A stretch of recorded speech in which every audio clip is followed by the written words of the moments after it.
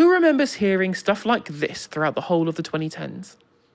We think, compared with the last government, we think they were putting up taxes too much and not looking at how to find efficiencies in spending enough. So what we're doing, starting today with identifying these £6 billion of savings in current year spending, is saying we've got to try and cut out waste in terms of spending more so we can keep taxes down. That is the whole point of what we're doing to stop this national insurance rise, which had actually been, otherwise was going to come in next year. So we're going to work really hard to make sure that the money government spends, your money, taxpayers' money, we're going to get more efficiency for that. It's been the clarion call of the right wing since time immemorial. Government is uniquely wasteful and inefficient, so we need to cut it to unleash the private sector. This wasn't just used as a justification for privatisation, although we've all seen the consequences of what efficiency savings look like for private sector companies when sewage is being dumped into our rivers and Royal Mail plan on cutting second-class delivery days. It was also used as a justification for hollowing out state capacity in services that it still runs. Ever since the neoliberal turn in the 1980s, the canard is that the private sector is of course naturally more efficient, and it's been used as a justification for outsourcing via public contract or private finance initiative. It's led to some absolutely absurd states of affairs. School PFI contracts left uncompleted, fast-track pandemic tendering for Michelle Moan's PPE MedPro, NHS being overcharged huge amounts for basic services, the ignominy of the Post Office Horizon scandal, or some unbelievable road maintenance contracts that have created what are known as shadow tolls, where private contractors get to leech money from the public purse for decades after work that was done sometimes as far back as the 1990s. Which makes you think, wouldn't it have just been cheaper for the government to do all of this? Well, one popular New York City politician seems to think so. As someone who believes deeply in the responsibility of government to deliver for working class people, I also believe it's our responsibility to deliver a government that's efficient, with every single dollar being put to the best possible use. That's why 2 months ago, I asked agencies across city government to find $1.7 billion in savings, without compromising essential services. Here are just a few things we've found so far. Even just by capping how much we spend on paper, pens, and office supplies, we're going to save more than $27 million. The city was paying for a lot of work from outside contractors that was costing us far too much. So we're bringing a lot of that work in-house and saving our budget millions on things like IT services and software. We've also found that sometimes we've been overcharged for life-saving medicine, like naloxone. So we're renegotiating that contract and saving another $1 million. Our contract with McKinsey at the Department of Social Services? No more. That's $9 million that we won't be spending next year. The city rents lots of property it doesn't actually need. So we're going to shrink our physical footprint and save millions on leases. And we want to make sure that the programs we're delivering to New Yorkers are being used as intended. So we're going to strengthen verification to ensure that homeowners getting tax breaks are actually living in that home. This adds up to another $13 million a year. You've heard me say this time and again. In fighting a $5.4 billion fiscal deficit, we need to tax the rich and end to the drain that's been our relationship with the state for far too long. As we pursue that though, we also have to take a close look at our own spending and cut waste wherever we can. When we're looking to put our city back on firm financial footing, no saving is too small. We'll keep you posted every step of the way. Because to deliver public goods, you have to first deliver public excellence. Money that was previously being spaffed away into the pockets of the private sector, whether it be on rents or consultancy spend or outsourced IT systems work, will now no longer be used to pad shareholder dividends, but used solely in the delivery of public services, meaning cuts won't have any impact on service provision. And this is all under the auspices of a $6 billion deficit left to Mamdani by Eric Adams. If Mamdani were already operating under a balanced budget, these savings could have been used to provide even more services too. One of the most interesting parts of Mamdani's video, however, is calling out the consultancy McKinsey directly. Something that has plagued governments internationally has been the hollowing out of state skills by outsourcing even the decision-making of government to the private sector. This is the central argument put forward in the book The Big Con by economists Mariana Mazzucato and Rosie Collington, which calls out politicians directly in having been infantilized by having their work done for them by consultancies. Mazzucato herself explained this in an interview she gave to Novara's own Aaron Bastani on our Downstream podcast. The infantilizes our governments, but came from a quote by a Tory, so conservative, Lord Agnew, who during COVID, on the back of all the contracts that he was witnessing that the government was using to bring in consultants, you might remember that Deloitte was charged with the test and trace system, but also with Brexit, lots of money went to consultants. He said, oh my God, we are infantilizing Whitehall. In other words, if we keep outsourcing the role of government, we will stop learning. We will actually become like babies who haven't learned yet. We won't be doing, so we're not learning by doing. And this is actually something I've been talking about for decades. So I was very, not surprised, but it was very interesting that it was actually coming from the conservative side of government, because it's not necessarily intuitive that that's where it would have come from. The numbers here are really impressive in terms of the growth, and it's something I'm pulling out of the book. This isn't my own personal research. This is so memorable as a fact. When Margaret Thatcher becomes Prime Minister in 1979, the British state is spending £6 million a year on consultants. When she leaves in 1990, so we're talking 30 years plus, 246 million. Yeah. So it's gone up more than 40 times. Yeah. And it's obviously gone up considerably more than then. This is hardly shrinking the state, is it? If you look at kind of a more conservative, in quotes, neoliberal government, you might intuitively think they want to reduce state investment and bring in the private sector, both through privatization, but also consultification of government. So that figure you just mentioned from 6 to 246 million is part of that. But then there's two questions. One, the one you just said, that cost a lot of money. So in terms of actual expenditure by the state, it didn't necessarily reduce it. But was that really the point of Thatcher's government? I would argue no. It was actually to dismantle, in some ways, the ambition of the state or the structures of the state. And by bringing in consultants, regardless of how much it costs, and it cost a lot, you are helping to render the state actually in some ways weaker.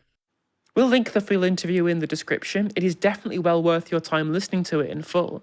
What she points out, though, is very interesting. Not only does outsourcing feed into the ideological mind of private sector efficiency, it also feeds the political economy of neoliberalism that shovels public money into private hands for the opposite reason, to degrade services so badly that privatization becomes inevitable. It also helps the empty politics of the modern Conservative Party, who never believed in the state in the first place, to outsource their own departmental roles to Deloitte, and then they themselves can focus on campaigning rather than on governing. Well, surely the advice these consultancies provide is invaluable, surely. Well, let's start with McKinsey's contract with New York City. They were initially given $1.6 million to research trash cans, and they delivered, drumroll please, wheelie bins. Yes, that's right. McKinsey were paid $1.6 million to tell Eric Adam that maybe wheelie bins would solve his city's trash problems. And just to confirm, not a single cent went into actually buying any of the bins, just to McKinsey for the idea of having wheelie bins. Money well spent. This is the same consultancy, by the way, that was fined $650 million over advising Purdue Pharma to turbocharge the sales of the drug OxyContin during the opioid crisis. To make sure Deloitte isn't let off the hook with all of this stuff, though, they were forced to refund the Australian government when it was found that they submitted a report on the Australian welfare system that included multiple AI hallucinations in data provided or in the footnotes and references. Raw private sector efficiency on show. What is interesting is that this was a problem that was identified by the Labour Party before they entered government. We will slash government consultancy spending, which has almost quadrupled in just 6 years. Now, consultants can play an important role, but taxpayers must get value for money. So we will introduce tough new rules.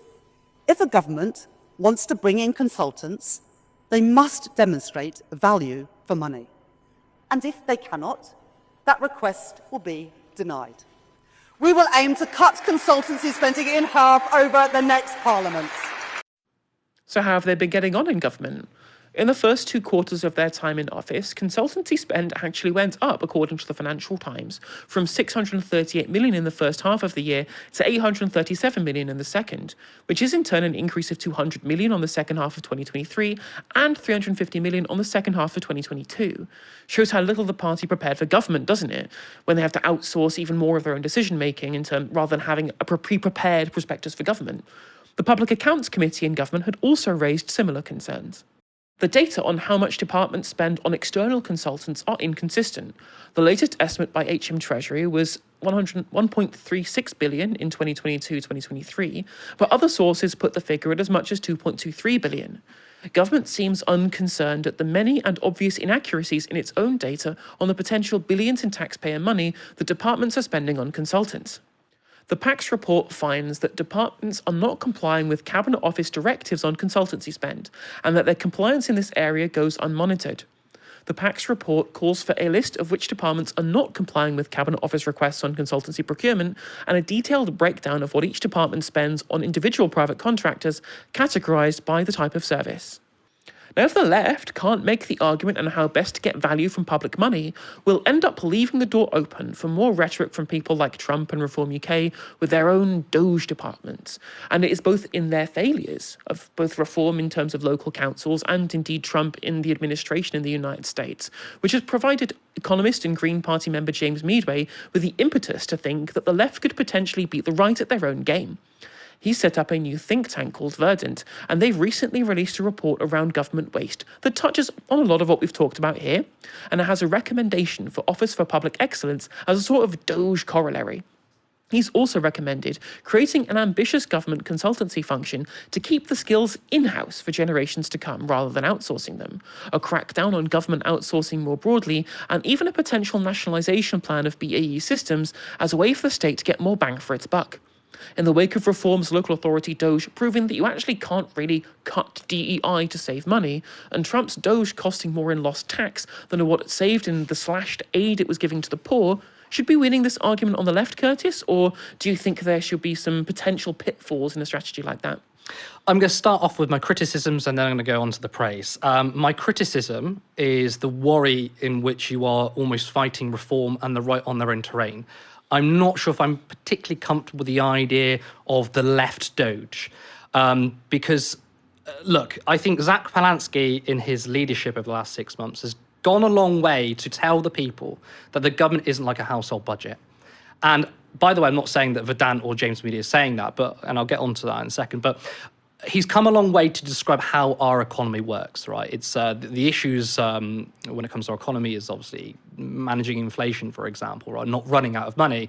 And I think the danger is you're reinforcing that. And when you do that, the right wing then come in and say, well, all these programs the left wing want to do, they're just going to bankrupt this country, which they do now. And I think it's important for the left to try and take control of the narrative, but rewrite the narrative on how the economy works, which is, look, not just spend endless amount of money. Modern monetary theorists don't say that. Stephanie Kelton's book, The Deficit Myth, fantastic read, by the way. I recommend people reading it. But it does say there are limits, of course, when it comes to the capacity of the economy and when it comes to inflation, right? And use taxes not as a way to bring in money to the treasury, but to reduce inequality. And I think if we go on that sort of left DOGE thing, we'll be bogged down with trying to spend money smartly rather than talk about the issue of inequality. Now, James Meadwell, I'm not going to attack him, by the way. I think it's great. He was on our show a couple of weeks ago. But I did note that he retweeted that Mamdani video, which, by the way, Mamdani, like, 1,000,000% Riz. I could never get the Riz he does. But the difference, and Meadway was praising Mamdani, saying this is what the left needs to do. The difference is that Mamdani is New York mayor. He doesn't have a central bank behind him. It's akin to a council, right? You have a certain budget and you have to be responsible with that. So Mamdani has to be responsible with the money, and he's doing very good things, and the way he's campaigning on it is brilliant. But our government economy is not like that in the same way. So I think that's really important. Now, in terms of policy and what they're pushing for, I don't have a critique, because it is absolutely right that we are the government is bloated and we are wasting money on private contracts and giving basically public wealth to private hands. That's absolutely true. I just think the framing should be based on fairness and how we're being ripped off by the oligarchs rather than it being a sort of DOGE thing. Now, what Mariana Mazzucato said, again, she's also fantastic when she calls the politicians childlike and infantile, infantilization of them. It's absolutely true, because the caliber of politicians today is very different than 50 years ago. Today, politicians don't want to govern. They want us to give them power, and then they export their power to the market and then just sit on their asses and do nothing. There's no politicians anymore that are taking the initiative and looking at good governments and what the government can do for the benefit of society. So that is also a problem. Neoliberalism has been described by many on the left for a long, long time as rolling back the state. And I don't think that's quite accurate. That, to me, seems more of classical or classic liberalism. Neoliberalism loves spending money. In fact, we're spending more than we ever have. To give an example, during the Obama era, the North Dakota Access Pipeline, that was running through local communities. And of course, that was transporting oil across the nation, made loads of private industry, loads of money. And why this links to neoliberalism is those who are being affected by that pipeline in that area were standing up, were protesting it, as is their right. And the government went in and basically armed and protected the pipeline. That's not leaving things to the market. That's the government actively spending money to protect private interests. That needs to be pointed out, because it's absolutely true that neoliberalism is about spending state money to protect private capital. And I think it's absolutely true that we should say we need to stop doing this. We need to get that money put in the hands of ordinary people, stop sucking up to the 1% and start working for the 99%. I think we can do that, but maybe not leaning into the sort of DOGE thing. Now, granted, I would say in the public consciousness, most people still think the economy is like a household budget.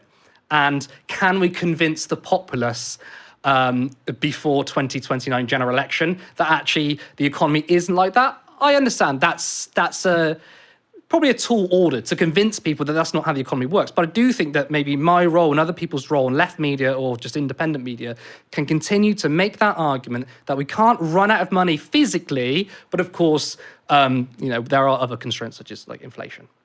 I think the angle that I would want to go with here is this idea from the 1980s, right? There's the Ronald Reagan quote, the very famous one. It's like, the worst thing to hear is, I am the government and I'm here to help, or something along those lines, right? And that's been kind of cemented into the public conscious ever since. People look at the government and they think it's failing. They look at councils, and there's a very famous video of James Buckley from The Inbetweeners on a podcast saying, why is my council taking more money off me? Why is council tax going up? But waste collection, like I think it was garden waste collection, that had been cut, and you had to do that yourself. Right, but the services are going down even though the amount of tax you're paying is going up. And broadly, finding a way of being able to blame private contractors for this, when of course a lot of money is being wasted on this stuff, is a good framework to be able to sell a narrative to the country as to why this thing's happening. Trying to sell them on aging populations and geopolitics is far harder to do so than just, we're wasting money on consultancies and on privatization, right? Like, it used to be all done in-house in councils. It's why the potholes don't get filled, because it's all privatized, it's all outsourced.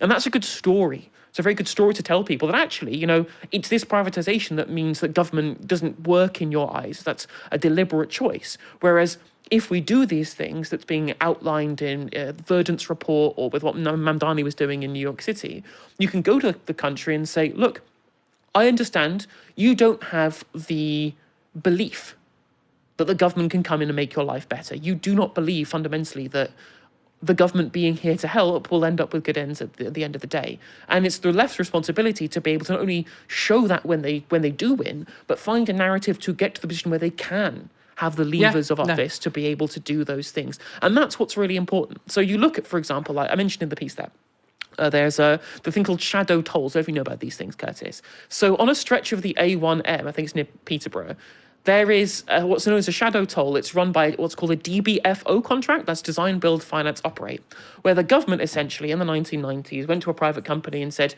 you build, you maintain this stretch of the A1M. You can calculate how many cars go across there every day, and we'll pay you a percentage of the national road tax revenue based upon how many cars use it, right? So you're getting a toll, but it's not being paid by the users, it's being paid broadly by road tax. And whilst it costs them a certain amount to be able to build it, almost 4 times as much as what they initially paid and what they have paid in maintenance costs has been paid back to them in terms of shadow tolls. And if the government had done this, they would have borrowed money at a lower rate, because the government is the borrower that can do it at the best value, whether it is by, using the power of monetary financing under an MMT framework, but even under a Keynesian framework as well, if you're issuing bonds, it's still better value. And we wouldn't be paying through the nose year after year after year after year to essentially line the pockets of the shareholders of this company that did it in the first place. Shout out to Auto Shenanigans, by the way, is where I learned this from, if you're watching. And so learning for people that government has only failed because it has been failed by people who don't actually believe in this stuff is a powerful story to tell people. even if saying, well, actually, we just spend however much we want, maybe is harder to tell to the public, even though it is basically true. And not just true from like a theoretical standpoint, it's written into statute that the government has a central account that spends money, and that account gets zeroed at the end of every day from the Treasury, from taxable revenue, or from issued bonds, right? Like, it is the function via the statute of how we've set up our monetary system that the government spends money first and then taxes it back. But that's a difficult story to tell. What do you think? Well, I mean, I don't disagree with any of that. And I think it's absolutely true that it is a powerful story to say, look, we're spending money on the wealthiest in society, and that's why you're not getting any money. That was basically the 2017 pitch, for the many, not the few. It's a good story, and definitely the easiest story to sell. And I'm not for 1 second saying they shouldn't go down this route. Absolutely not. Because at the end of the day, I'm interested in winning, and trying to reframe the entire economy in order for the Greens to win is a lot harder than maybe the Greens saying, look, we're just going to do this sort of left-wing DOGE. I'm just sort of bearing on the side of caution that this potentially could be weaponized by the right wing, as everything is. But what you're saying is absolutely true. I mean, sort of related, but when we go to like Liz Truss and her sort of tax cut stuff, I often say it's an unfunded tax cut, and people say to me, hold on a second, you're saying the economy is not like a household budget, how can you say that it's an underfunded tax cut? And the thing is though, and this relates to currency, it's not necessarily the policy issue, it's the communication issue. Had Liz Truss campaigned for government on, we're going to reduce taxes to create growth. I don't believe in that policy, but she went to the City of London and said, this is what I'm going to do. This is going to boost growth. Then investor confidence wouldn't be as bad, but she basically wrote that policy on a weekend. Just the same way in John McDonnell, if I remember correctly, in 2017, he went to the City of London and said, we're going to raise your taxes, but don't worry, it's going to go on to public services. We're going to have a better economy. And a lot of people seem to think that the way markets and investors view these things is based on policy rather than communication. I mean, there was a wobble with Rachel Reeves when people thought she was going to go. And the government response was, well, Rachel Reeves is obviously really good because the fact that she might go, investors started getting worried. It wasn't because of Rachel Reeves, it's because investors were thinking, we may have an entirely different shadow chancellor and we don't know what's going to happen. So communication is key, and that's how you can bypass a lot of the issues surrounding currency. Now, to caveat that, again, modern monetary theory is such a big project that I'm not saying we should ignore international markets and currency. MMT does say that, but again, that's a long-term strategy. I think what I'm saying is, I think Zach's work on saying one thing, and then you've got this think tank saying something slightly different. There could be a potential sort of chasm there, I don't know.